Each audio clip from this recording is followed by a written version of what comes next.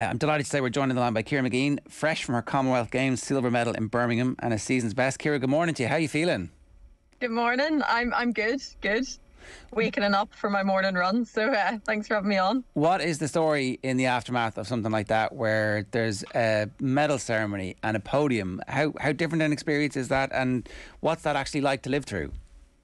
Do you know what? It's those little moments in athletics that that are the little golden chunks. Because I had a lovely message from Lizzie Lee after. I get on really well with Lizzie, and anybody who knows athletics, a good Cork marathoner. So she was like, enjoy yourself, and I was like, I should had said, I know that it's not been the smoothest journey, and I was like, oh sure, look, you know yourself, the good times are good and the bad times are bad, but they make the good times all the sweeter. So yeah, getting to do a victory lap and looking up, trying to find my parents and my aunt and my boyfriend in the crowd, those are the little special moments. I actually had to take my mummy's trainers because they told me I was going straight to the medal ceremony, and I kind of was like, are you not letting me get my kit out of the mixed zone?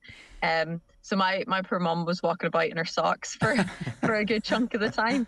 But yeah, it's something special. Getting to stand on the podium is always absolutely fantastic, and it's what I do athletics for. So yeah, on cloud nine. And how long does that last? How long does the afterglow of that last? And do you carry it now for the rest of the season in some ways? Yeah, look, it's something that I'm kind of coming to terms with and trying to certainly appreciate those little moments more. I feel like in my junior career, it was, yep, that's brilliant, park it and on to the next one. And there is still that type of mentality with European Championships coming up next week. There's not much celebrating that can be done. So I got to see my family and give them some hugs, and then it was back to the village and get some food and try to sleep that night. And I found it very hard to sleep that night. Probably a combination of the excitement of it all, but also the caffeine that I'd had in my body and all the sugary drinks that you tend to take in the build up and the recovery after. But it's certainly been lovely coming back to Manchester and sharing the medal with my teammates here, and seeing all the messages from home. I've been blown away with the support. I think Portaferry's very excited. My parents were going down the street to get a newspaper and we're coming up hours later because they were stopped by everybody at home. So, you know, it's those little things that make me smile, realising that victory for me, which is obviously fantastic in my athletic career, it also means so much to everybody back home and to all my teammates here. So yeah, I'd say I'll still bask in the afterglow of it, but in many senses it's back to business. Like, if straight back into training to get ready for the European Championships, and hopefully at the end of the season I'll be able to take a wee moment to enjoy this full season. I've still got plenty left to do, so I'm trying to enjoy it, but not too much. Well, apart from the kind of emotional level of the enjoyment, and obviously that's all totally deserved and earned, is there, do you think, a performance benefit from a success like this, a confidence that helps you to actually just be a better runner and to run faster? It doesn't make any sense, because like physically you're not any better today than you were the day before, but actually having come through, is there something intangible that makes you now better when you're next competing? I certainly think so, and even physically, whenever you're going through the rounds, like usually in a training week you wouldn't have a hard session and quite so close to a previous hard session. So to go from heats to final and with just a day in between, there always is a training effect physiologically on the body. So my body will take another little step forward. Like many athletes, train themselves, race themselves fit. It's kind of like a phrase that we could use, that people sharpen up and get fitter throughout the season. In many senses, your aerobic fitness isn't really improving, but you know, that race sharpness and that astuteness is certainly getting honed in, and I feel like that's certainly going to be a benefit for me from the Commonwealth Games, because having not been an overly fast race by any stretch of the imagination, I feel quite unfortunate to personally feel that I'm in really good shape, and I feel that I could run a PB right now. All of the 1500 metres that I've found myself in over this summer haven't been as fast as I would like them to be. Championships aren't usually, but the two Diamond Leagues I was in weren't fast Diamond Leagues, which was disappointing for me. But I definitely feel that tactic-wise, I've really honed in that kind of eye and really feeling confident out on the track, and that'll certainly stand to me going into European Champs. What's the Commonwealth Games like as an occasion when you compare it to some of the European events, the World Championships that you've been involved in? Yeah, Commonwealth is another unique event in the same sense as Olympics because it's a multi-sport event. So it's always great fun to be there with an entire team. It has the village aspect that normal kind of world champs or European champs doesn't have, simply because it's their own sport. So it's solely athletics at Europeans and worlds, but Commonwealth Games and Olympic Games, you have a whole village. So you're kind of there with the entire team. So the entirety of Team NI were there in the village, be it a broken up village because my understanding was that it wasn't finished in time. So we were all on different kind of little campuses. But that's a really fun aspect. So you're in the village with all the different countries and all the different sports. You get to meet people who you don't usually meet throughout the usual racing calendar, which is always really fun. And you kind of get back chatting to some folks that you maybe haven't seen for 4 years because they work in the Commonwealth Games committee as opposed to your own governing body.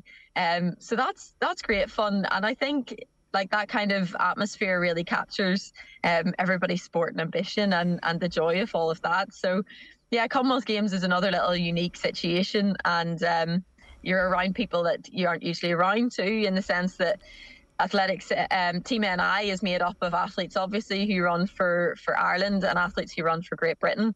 So that's another little unique thing. Like I get to meet Northern Irish athletes who I don't see very, very much, and some people who I've never really met before. And then we're part of our national squad in the Commonwealth Games NI team. So yeah, that's always good fun. I think it's great. It brings everybody together. And personally, being from Northern Ireland, I think it really shows the best that Northern Irish has and how progressive the country is. And I think hopefully we're a sign of where the country's going to go. That's interesting because, there's anytime we talk about Northern Ireland, the UK, there's a complication there that we're all terribly aware of all the time. But it's interesting to hear that you can actually see that it's possible that everybody can run together, swim together, cycle together, sometimes fight in the ring, and it's all fine. And it's actually not just fine, it's good. Yeah, I think obviously people tiptoe around the topic around Northern Ireland, and I feel like people don't really know how to discuss it. And I tend to try to stay pretty apolitical whenever it comes to my athletic career. I'm here to compete in sport. But I think many aspects of our lives are showing how progressive Northern Ireland is, the young people coming up and what we want Northern Ireland to be. And I feel that whenever we come together as a team, really epitomise the best of what Northern Ireland is. The messages that I'm getting from the whole of Northern Ireland, people who feel they're Irish, people who feel they're British, it doesn't matter. We come together as a team. And, I think sport is a fantastic and a great equaliser in that sense too. People put their differences to the side to cheer each other on. And it's certainly something that I love to see. And, all of your differences do get set to the side, and you're excited for somebody going out there and performing at the highest level. And hopefully that can continue into the future. And I think it's a good thing that we come together as Irish and British athletes with a common goal. And it's lovely to see. And in the aftermath, did you get to see many of your teammates, or because you were straight back and trying to get some sleep, was there not much hanging out with them? Yeah, I didn't. Well, with COVID restrictions still kind of being in place, many of the athletes had left the village soon after their competitions.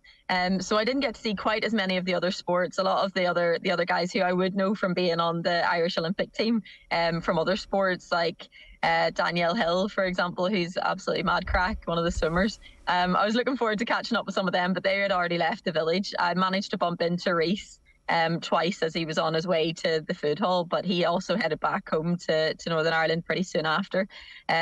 So it's the type of thing that you're like, oh yeah, it would be nice to catch up with him. But thankfully there was another few of the athletes still knocking about. The Flanagan twins were there, so I spent a good bit of time with them, enjoy their company. So having a good chat to them, and obviously getting to celebrate with Kate because she was still about, was fantastic. To have 2 female medalists on the track for Athletics NI was absolutely brilliant. So getting to share that with her was something special. And I feel like I'm kind of like a matriarch in the athletics team now. I'm the old one. So to see the younger athletes come through and really excel, to run PBs, season's bests, and get the best themselves out at the championship was brilliant. So yeah, I'm hoping that we get a little bit more of a celebration later in the season. It's clearly something that you really enjoy, the interactions with the non-runners. Like, I presume it's just good crack, but is there like a other element to it as well? Like, do you get nuggets off other high performance athletes in terms of stuff that they use to approach their specific sport with? Definitely, yeah. I think it's fantastic to have a chat and kind of see how they cope and how they traverse the kind of challenges that elite sport throw up to you. As well, with the Commonwealth Games, we also have like a mix of para and athletes on the team, as well as the athletes that I would usually be competing with at, say, Europeans, Olympics. Because in the Olympic Village, we don't get to actually meet the other para athletes. And I personally, like, I get on really well with Ellen Keane, as you guys would know. And it's great because, like, we all share the same similar path. I always find it really fun getting to meet all the other athletes. I was sharing with Eve at the games as well. She was in the same kind of little room as me, and getting to chat to her about even just her plans and ambitions in life and where she's going next.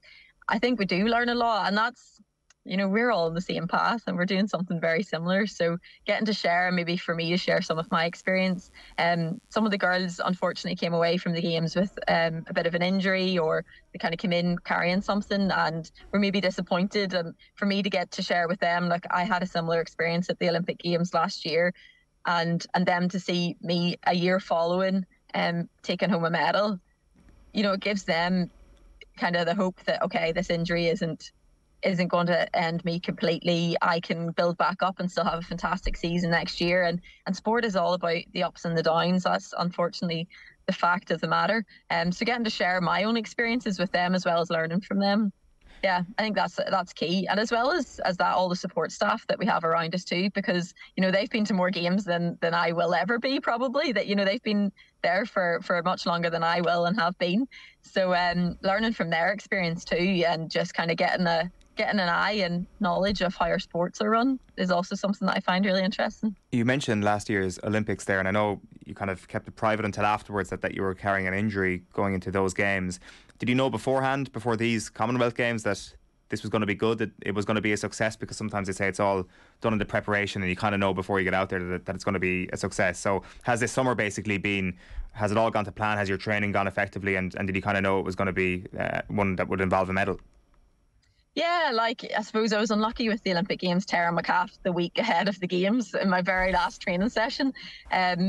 But coming into this summer and coming into the Commonwealth Games, I did know that I was in good shape. Thankfully, our sport is very easy in the sense that, you know, those outcome measures that you look at, how training's going, specific sessions that may be key markers, are obviously very easy to compare to previous years. And I was hitting training sessions as well, if not better than previous years. I felt in good shape. I had come out with 2 fantastic 800 metre races, were around 1:59 in both. So that's just a real nice indicator of where the performance is at. And it's also, I take huge kind of confidence from my coach in that feedback. So Helen had been giving me feedback saying, you know, sometimes she was like, I've never seen an athlete train like that. And that's something that's really special to come from an athlete who I looked up to. Anybody who doesn't know that Helen Clitheroe was a fantastic British athlete, an English athlete. She competed at many Commonwealth Games, and I actually competed against her at my first Commonwealth Games. So she's somebody that I've always looked up to in my athletic career. She had a very long career as well. But now to hear her saying, like, I've never done a session like that, I'm like, okay, this is giving me a lot of confidence too. So I did come in knowing that I was in good shape, and I came in with the ambition of being up there on the podium, and actually knowing that I had the capability of being there, which comes with its own pressure. But it's nice to come into a games knowing that you're in shape and that you're ready, as opposed to the Olympic Games where I came in knowing that I had torn my calf the week before.